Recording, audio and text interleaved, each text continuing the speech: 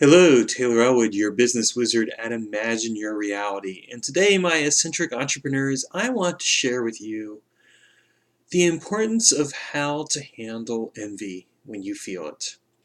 Today, I had opened my email and I saw this one person's email, and I read it.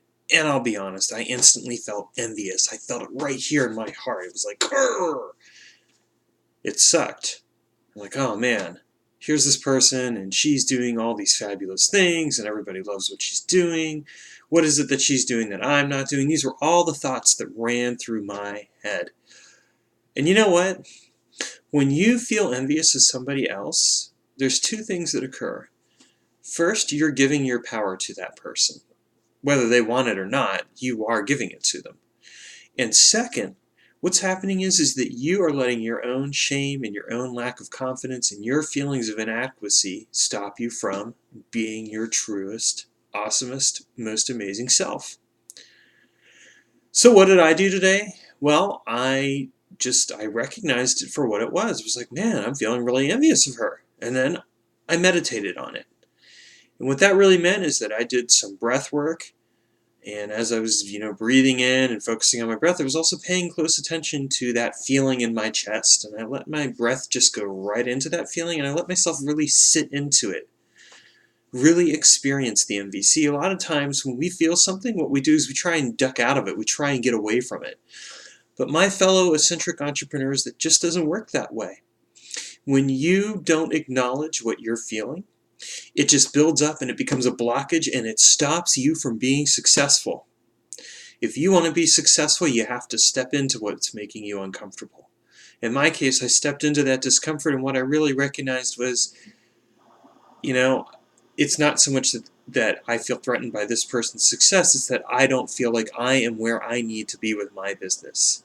And what that person was showing me is where I wanted to be, i.e., people who are excited about my products and offerings, and they can't wait to do work with me, and they can't wait to be part of my community. I had to own that and accept that, yes, I don't feel like I'm there yet. And you know what? I'm not, and that's okay, because I'm working toward it.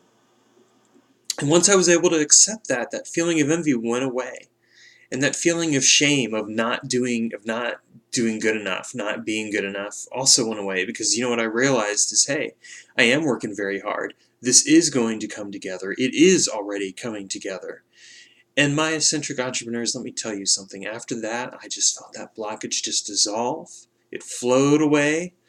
And I felt so much better because I was no longer getting in my way. I wasn't, instead I was like, yes, all right. Now I'm going to go out there and do something amazing today, and I'm going to keep working on the things that I know is part of my calling to serve you.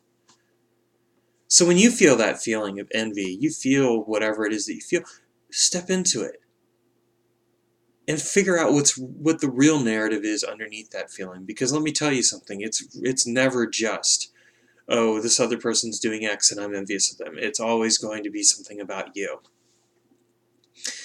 Don't focus your attention on that person any further other than to acknowledge that that person right then was a teacher for you, and honor that teacher by learning from that situation and dissolving the envy and moving on and focusing on becoming the most fabulous, awesome, amazing person that you can be in your business and in your life.